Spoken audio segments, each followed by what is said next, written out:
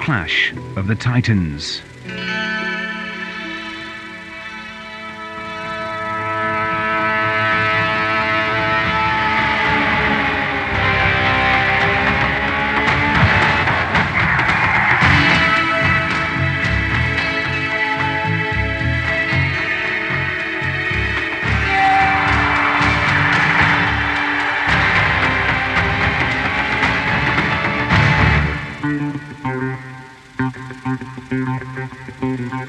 James Hunt was the last of the great romantic drivers on the Grand Prix circuit, a dashing adventurer in the cockpit of his McLaren.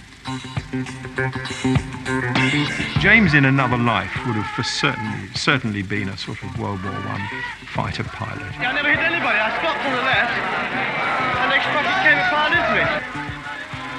His rival, Niki Lauda, was the reigning world champion, the man they called the computer brain.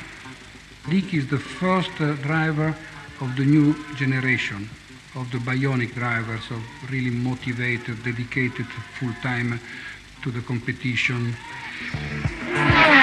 In 1976, they fought for the World Championship title in one of the most ferocious battles that Grand Prix racing has ever seen.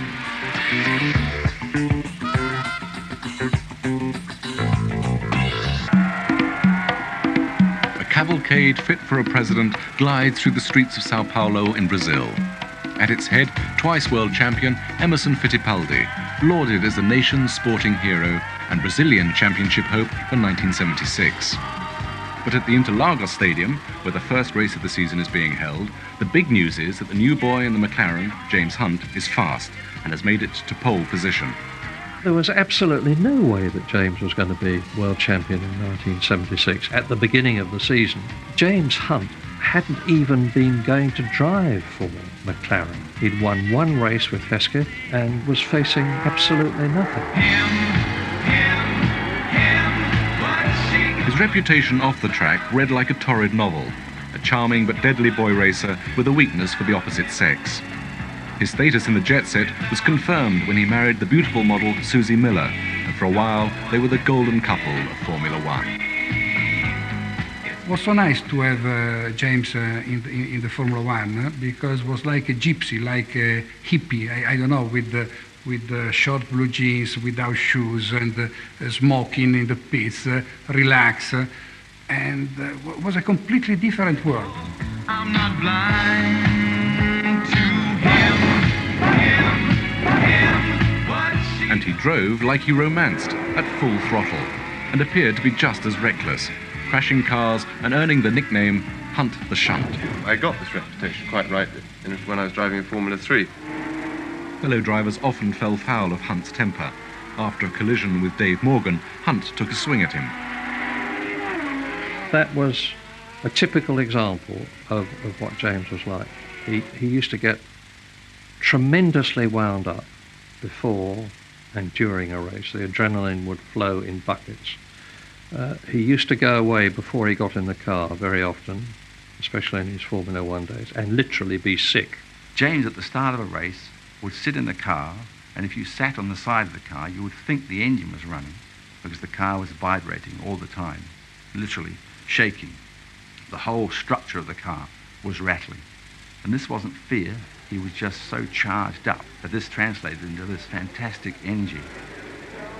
There were no such vibrations coming from the cockpit of Lauda's Ferrari, only conspicuous signs of a consummate skill, demonstrated on the most tricky of circuits, like Monte Carlo. He was world championship material from the moment he joined the Ferrari team.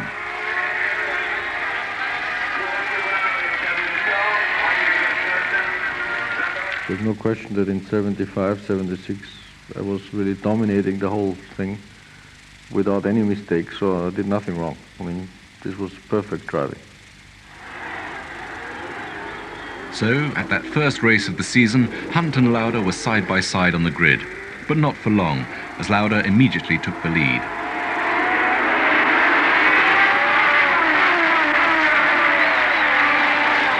First races are always chaos.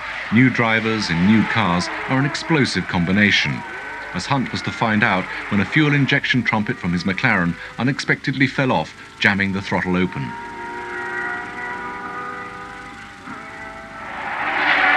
For Lauda, it was the easiest of wins, and he went on to take a commanding early lead in the championship. Spurred on by Ferrari's motto that perfection does not exist, only the evolution towards it, Lauda won 5 out of the first 6 races, gaining 51 points to Hunt's meagre 6.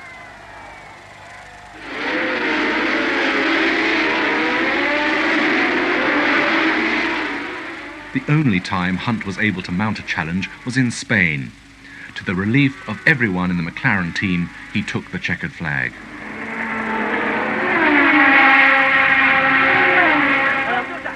Now, just a minute, I haven't done my hair yet. I'm not ready to go on the telly. Can you get the wardrobe along? Congratulations. How much had you got in hand? Well, I had to work very hard for the first half of the race.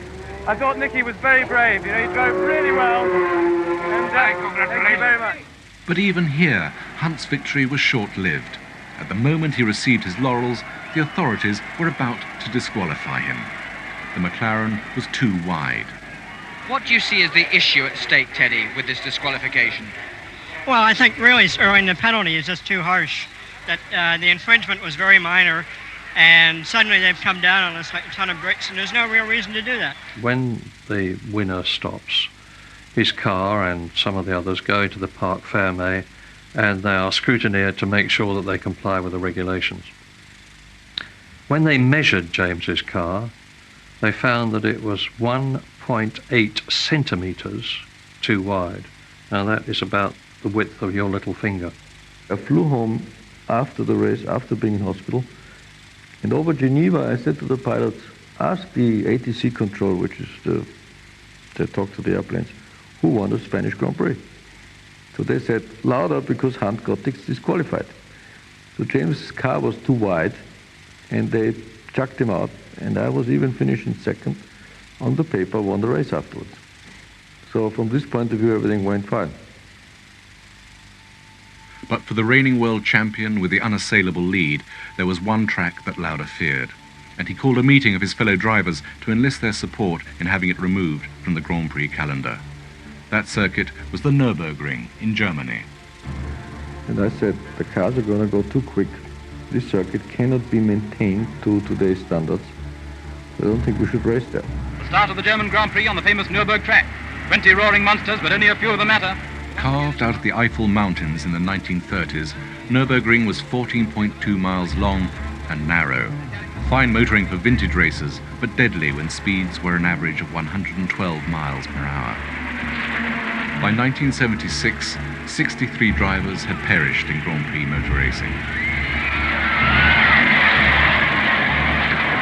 That year, drivers had a 1 in 15 chance of surviving the season. And every driver remembered with chilling clarity the desperate attempts by David Purley to rescue his dying friend Roger Williamson from his burning car, working alone while no one seemed willing or able to help him.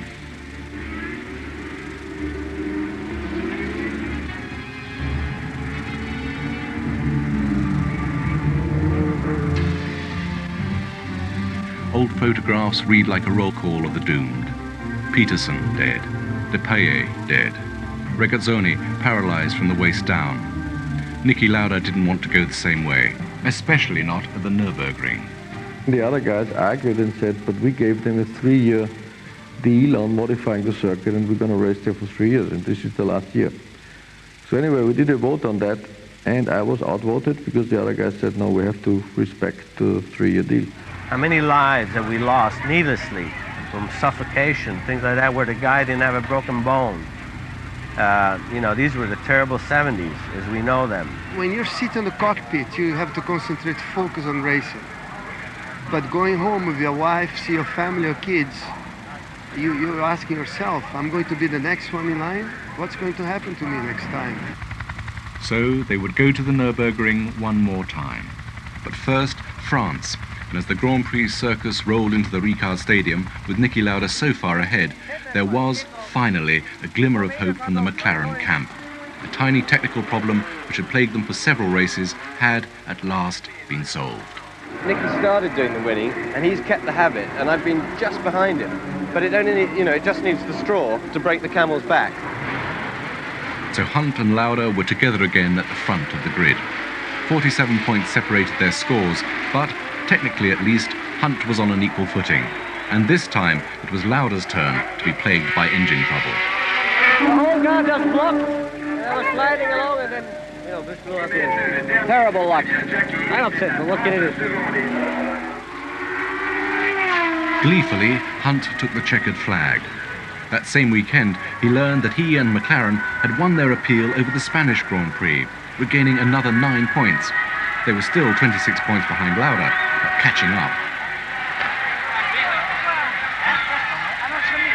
They had had a problem with the positioning of the oil cooler, a terribly trivial thing, which in fact had made such a dramatic change to the aerodynamics of the car that it made the handling terrible. And by a process of trial and error, they discovered what the problem was, moved the oil coolers about an inch, that's all it was. The car's handling was transformed, and from then on, James and the McLaren team didn't look back. The Grand Prix Charabang cruised into Britain to be greeted by one of the hottest summers on record. James Hunt signed on as the nation's new sporting hero. He rose to the occasion with an appearance at the Albert Hall. Mr. Hunt, you're very fond of blowing your own trumpet, aren't you?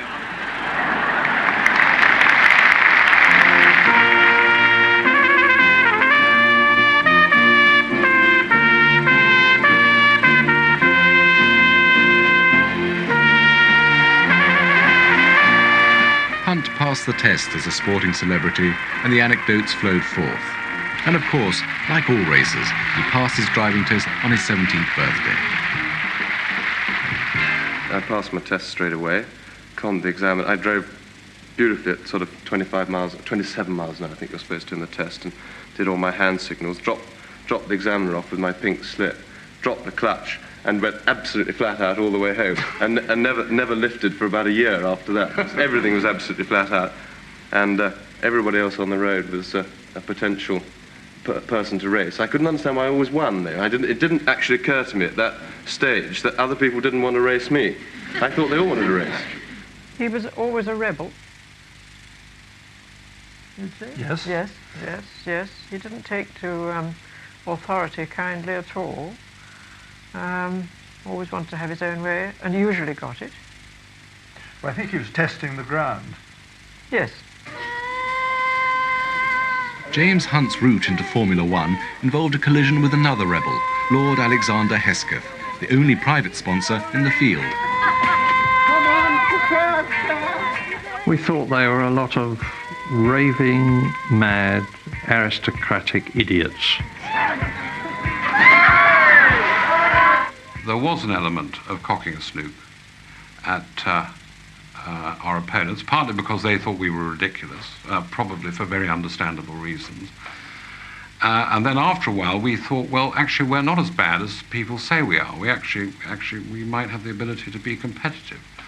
At which point we put our heads down and really pushed hard. Hard enough to win the Dutch Grand Prix in 1975, a triumph. But even as the Hesketh team were congratulating themselves, the money had run out. They were broke. If Hunt hadn't been picked by McLaren, he might not be driving at all. But he never forgot his friends. Really, they did everything for me. I mean, they brought me up, they put me in a Grand Prix car, gave me an opportunity, and I think it was a great tragedy for motorsport and for British sport in particular that at a time when the team was really getting very good and had just, as a group, got the whole thing together and were looking forward to the best possible season that we could have, that we ran out of bread. A record 77,000 people travelled to Brands Hatch for the British Grand Prix.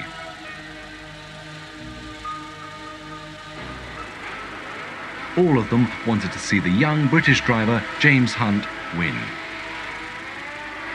But the race was to become one of the biggest controversies of the season. The start was reasonably normal. James got away quite well. And the two Ferraris had been on the front row, had tangled themselves together in Paddock Bend. James really had nowhere to go and kept one of them. So he was limping around to come in and be able to effect some repairs. He came in through a little gap on the track into the pits at the back along Cooper Straight and went back to his garage. I got out of trouble completely. I never hit anybody. I stopped to the left, and the next truck came and piled into In me. the meantime, the stewards were saying he might not be allowed to restart. So I was in the building behind us arguing with them about that while Alistair Caldwell and our mechanics repaired the car. Because James hadn't actually completed on the track a lap to get back to the pits, he wasn't going to be allowed to start. And it was at this point that the clamour began. The crowd, sensing that there might be something going on, was screaming and yelling, "We want Hunt, we want Hunt." So they decided that they would let everybody restart.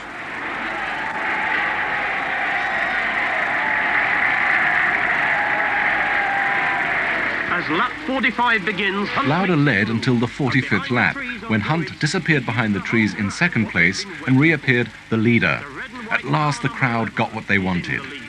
But history was about to repeat itself.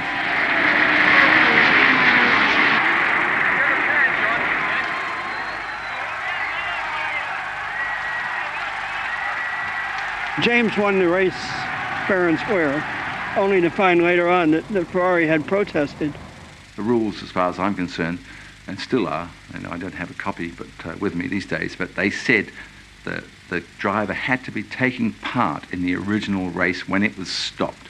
It didn't say he had to complete the first lap or any lap. I am sure Teddy Mayer would have done the same against Ferrari because the rules allow him to do it. So, was my job to protest because James took the shortcut. The next race was at Nürburgring in Germany, the track that Lauda had hoped his fellow drivers would boycott. To add to the dangers, the circuit was half wet, half dry.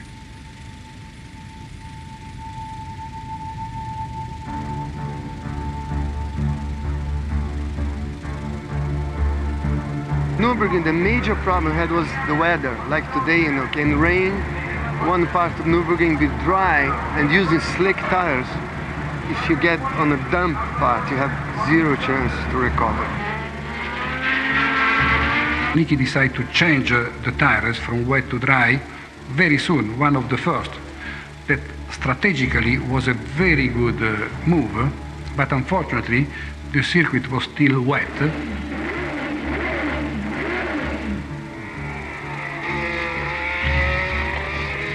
And then I went out of the pits behind Carlos Pace, this I remember very well.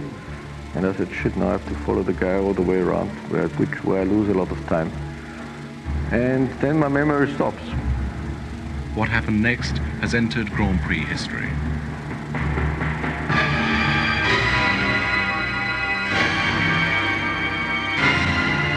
Well, having just climbed out of Adenauer Bridge, I could see in the distance there was black smoke, which usually meant a pretty ominous sign that a car had caught fire.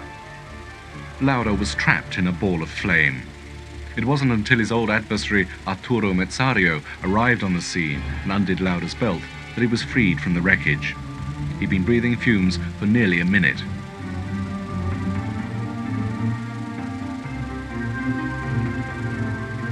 We got him up, actually walked him away from where his car was and where he was. I put his head on my lap, didn't want him to lie flat. But he was conscious and talked all the way through. In fact, he asked me, he said, what's my face? Is it burned? Is it burned? I replied, no, don't worry about it, it's okay. In fact, his forehead was badly burned and one ear was badly burned. His scalp was actually charred. Rather than telling him all this, we just tried to keep him as quiet and composed as possible and wait for the medical services to arrive.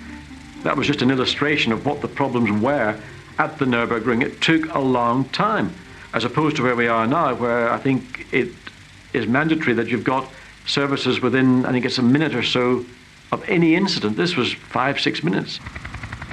While Lauda was flown to hospital, the race restarted. James Hunt was the victor, but the celebrations were dampened by the news that Lauda's condition was much worse than everyone feared. Doctors believed his lungs were beyond repair.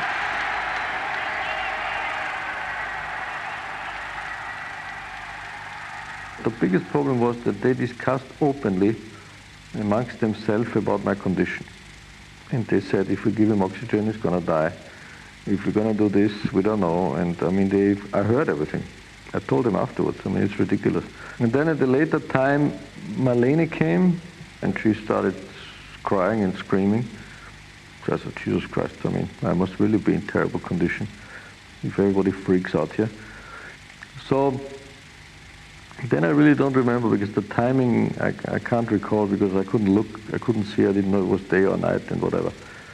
But then I felt after, maybe it was Sunday night or Monday, that the pain and the whole thing just gets too much.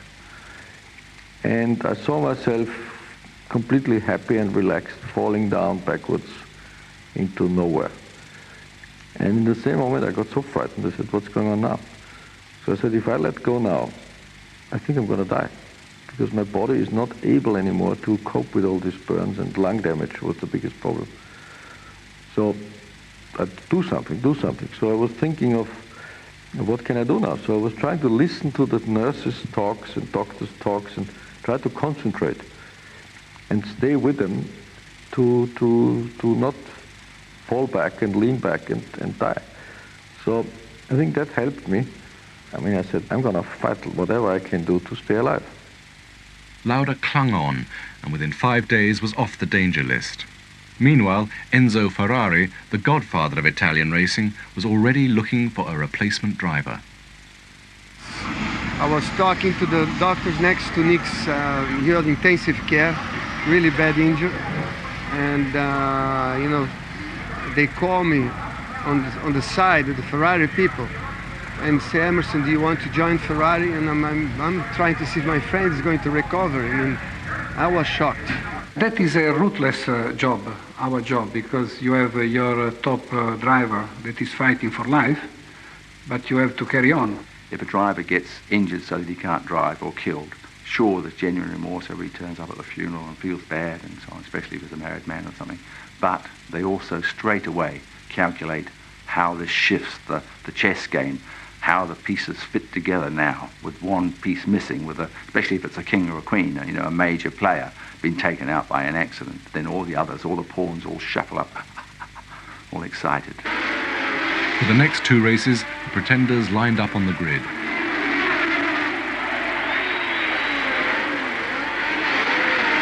Hunt saw everyone else off and won the Dutch Grand Prix. With 5 wins behind him, Hunt now had a total of 56 points, just 2 points behind Lauda. For James Hunt, it was not only a great victory, but a great way to celebrate his 29th birthday. Well, it's a nice position to be in, but it doesn't half put the pressure on. James was doing very well, because when I was in the hospital, he won a couple of races. I mean, this was my biggest fear, because I was so much in the lead, and he was just catching up like crazy. Lauda could wait no longer. He arrived at the offices of Ferrari in full view of the press. Embarrassingly, they'd already hired another driver, Carlos Reutemann. In truth, they wanted Lauda to bow out a hero, and perhaps it was too early. On his first practice 6 weeks after the accident, he had a panic attack.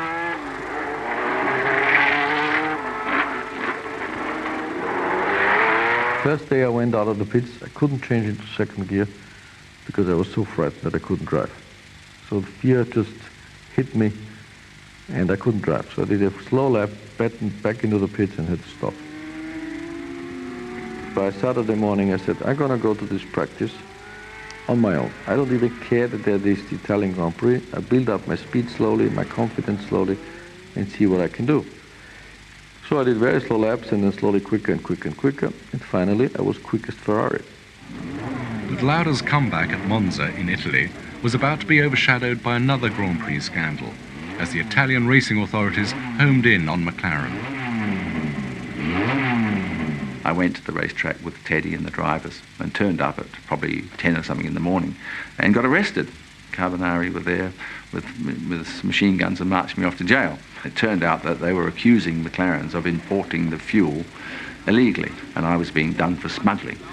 Meanwhile, the stewards had taken Teddy up to the steward's office at Monza and said they'd tested the fuel was illegal, and that we were to be disqualified. So, while Lauda took his place at the front of the grid, Hunt was facing a punitive relegation to the back of it for importing the so-called drugged fuel.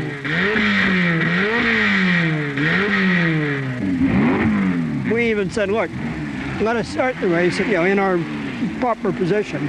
If we can't prove that the fuel is legal to you, then we'll just disqualify us, take it away. And they wouldn't even do that.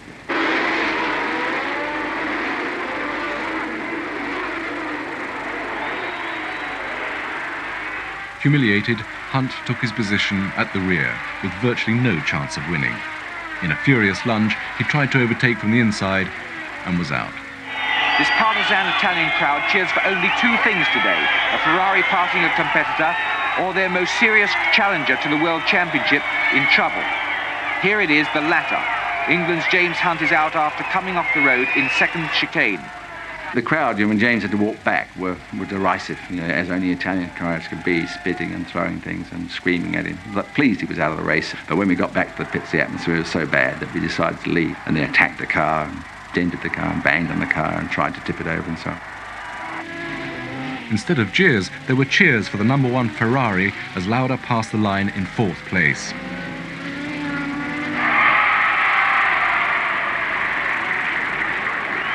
The Italian crowd got what they wanted, but James Hunt was outraged. They didn't just try and put us out of the race. They also attempted to humiliate us by putting us at the back of the grid and trying to make us make idiots of ourselves, which is very difficult not to do from there if you're trying to charge. You see it, do you, clearly as yourself against Ferrari now? It's become that, has it? No, Harry. I see it as myself getting on racing, and that's how I want to see it. And I see it myself. I would like to see it as myself having a battle with Nicky. The fuel of McLaren was not legal. That's the point, because otherwise you don't have rules. If we have rules, you have to respect rules. They were very excited about this English mafioso who'd used the illegal fuel and so on, which of course wasn't illegal, never was.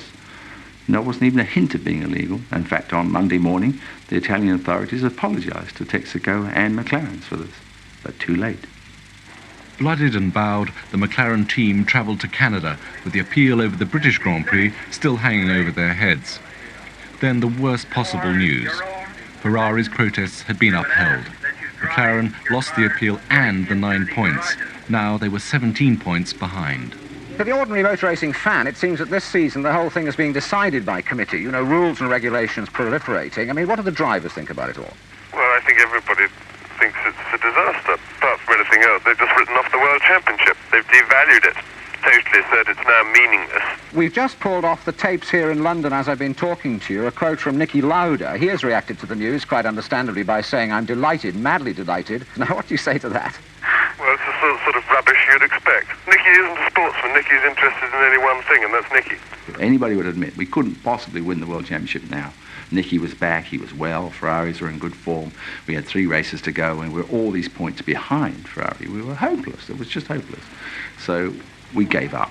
Meanwhile, James went completely ape, lost all discipline. He was difficult to discipline at the best of times. I used to have trouble keeping him in line, making him go to bed, stay away from women and booze and so on. But now we'd lost the 9 points, then the World Championship was a hopeless quest. So I let James go. I didn't control James anymore. I used to try and control him, but I didn't try and control him. So I don't know when he went to bed, but it was certainly in the early hours of the morning, very drunk, and probably not alone. But the rest is history, and the fact that, of course, he won the race easily. Against all odds, Hunt took the race, but he still had to win the next 2 races and have Lauda do no better than 3rd place to gain the championship. An impossible task, and at their hotel in Watkins Glen, America, Lauda could hardly hide his confidence. 7:45 in the morning, when I was still asleep, there was a great banging on the interconnecting door of my room. So I went and opened it, and there was Nicky, already in his overalls, marching into my room and saying, "Morning, I'm going to be the world champion today."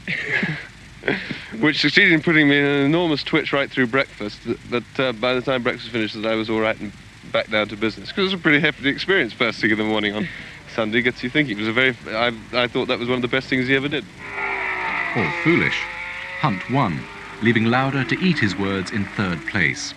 Now, with 3 points between them, the championship will be decided in the last race beneath Mount Fuji in Japan. on the day of the race, the rains came.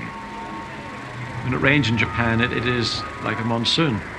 So the track was flooded. It was like Niagara Falls, it was really impossible to see. And the drivers had a meeting before the race, and everybody agreed not to race if the rain was still so heavy. Getting nice and wet again. And basically the organizers agreed with us until 4 o'clock in the afternoon, and then they said, now it's going to be dark in 2 hours. We need to start the race now. So I said, what the hell is different? The rain is the same. You still flooded, we can't do it. They said, we're going to start now.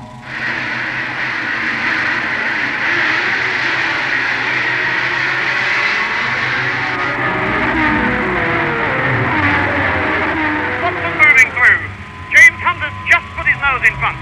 Watson might push Andretti out. You see Niki Lauda's way back and slide from John Watson. And it's James Hunt who takes the lead in the Japanese Grand Prix. They went for it. I mean, that first lap, the first 200 yards, I mean, you couldn't see a car. You could see the lead car, and that was all you could see. The car out in front happened to be James Hunt. Oh, but look at that car snaking now. Those are the conditions. A tight right on the apex, one tiny little bit of pressure, and that's how dangerous it is. The car was just aquaplaning. You're losing contact to the track. I mean, you need a rudder instead of a wheel on the car to control it. It was like a boat. Right side, Van Miller up, and Van Miller spins, and he missed Hunt by inches. Then the news spread through the pits. Lauda was out. And I pulled out, and Fittipaldi pulled out, Pace pulled out. I think 3 or 4 guys just stopped right away in the beginning because we said we can't accept that. Niki Lauda talks to Daniele Ordetto, the Ferrari team manager, and says the conditions out there are too bad, I've had enough. And who can blame him? When he came into the pits, you can really see his face that was really blocked because he saw in this condition maybe cannot admit, but he see the same condition of Nürburgring, even if it was not so much rain, but was wet, was dangerous. And you cannot force a driver to go against his feeling, because then you really kill somebody. He said, what's wrong? I said, I'm not driving. So he said, you get out and say the engine is broken. So in the same second I said, that's a good story. But then I said, no. There's no way I can do that, because it will fire back on me, because if the engine is perfect, it was me who didn't want to drive.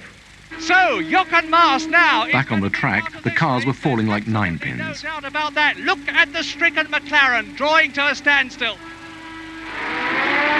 The French driver, Patrick Depailler, had snatched the lead from Hunt, who had been ignoring pit signals and blown 2 tyres.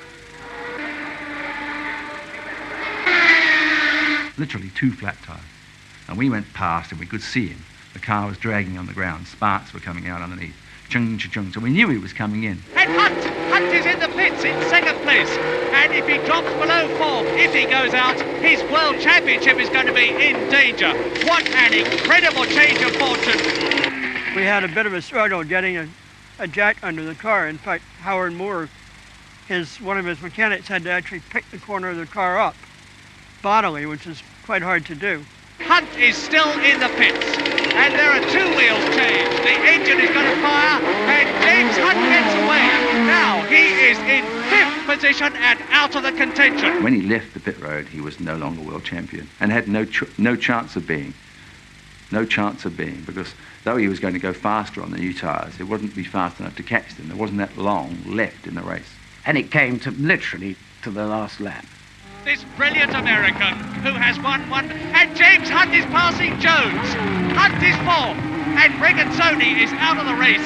So now Hunt moves up to 3rd position. And Mario Andretti coming up to take the checkered flag and win the 1976 Japanese Grand Prix, and he does it. And he came in, I think, 3rd, but at that stage we had no idea. So as he got out the car, convinced he'd lost by 1 place the world title. All he wanted to do is have a go. James had his helmet on and there was a lot of crowd noise around and he couldn't hear me and he was berating me and I'm screaming, you won, you won. I certainly wasn't going to believe that because I knew they were confused and I didn't want to believe anything till I was sure. I didn't want to get disappointed again. I'd had enough of those all year without doing it on the big one. So I spoke to him about half an hour. The one person who had yet to hear the news was Niki Lauda, now on his way to the airport. When we arrived at the airport and we went under the runway, they said, and now we have the result of the Japanese Grand Prix. Boom, the radio stopped because the guy was going in the tunnel. So when we came out on the other end, we did not know again what the hell was going on.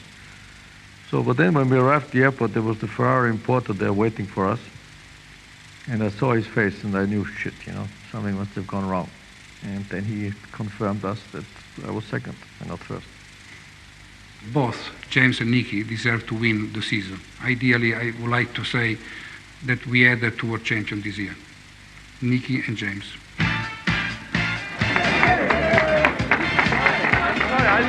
James Hunt returned to Britain the world champion and took up his seat on the celebrity roller coaster. Wait a tick, off a mo? Stone me, you're David Bailey, aren't you? No, I'm sorry, I'm not Bailey. Listen, I think you want me. Look, chum, I'm talking to the engineer, not the oily rag.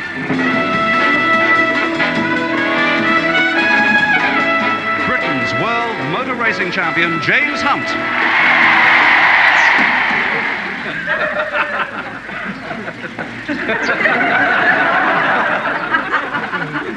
Yeah. What about a tip then? Certainly. Leave the woman alone.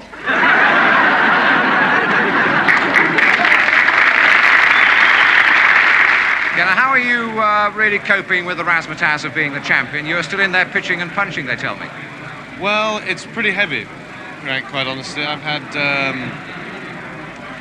had 2 weekends at home since Japan, and that's it. And the rest of the time I've just been travelling around, and it's been a lot of flying, a lot of things, and the problem's been always in the public eye. James was not the sort of person who actually liked the adulation and people fawning and swarming round him.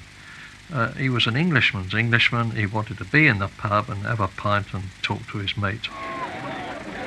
The day job wasn't going too well either. The new McLaren car was poor, and Hunt was finding it hard to win races. And Hunt has pushed off, and a burst of flame as they go into the chicane. Then, in 1978, he and his close friend Ronnie Peterson were involved in a multiple pile-up at Monza. Hunt pulled the dying driver from his car. Peterson's Lotus 78 that's in flames, and there is Peterson. He's been pulled out by James Hunt. He was trapped, and James Hunt, and I can see Regazzoni down there, I can see Daly down there, and meantime the Italian firefighters getting on top of those flames. James was completely shaken up by that. The reason he was shaken, he said it was just so awful because the fear. He said Ronnie knew he was going to die, you know, and he could see it on his face. That really shocked him, and he was very, very concerned that if anything should happen to him, that he didn't want to be a vegetable or any of those other things. No one knew a year later in Monte Carlo that it would be Hunt's last race. Neither did he, but it was. I could see him in my mind getting out of the car, that sort of hunched, rounded shoulder stance of his, and just literally walking away. And we thought he was walking away from the car, but of course he was walking away from Formula One. I don't really stand a chance of winning a race this year, and on that basis, for me, the risk is too great than to drive for sixth place. I'm interested in driving to win, but not more than that. So unfortunately, I felt that with the danger and things, I've had to knock it on the head. Lauda enjoyed a long career, winning the championship again in 1977 and 84. And today he's still a competitor, fighting battles as entrepreneur and president of Lauda Air. What I learned very early in my career was that when you win, that everybody's behind you. And when you lose, everybody's against you.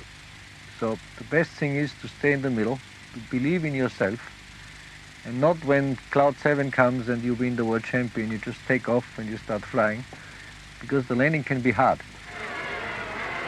Brilliant start. Unlike his rival, Hunt never enjoyed a long career as a driver. Hill second, and challenging Bendinger as they go round the right-hander. He did have a successful partnership as a commentator with Murray Walker, but other business ventures failed.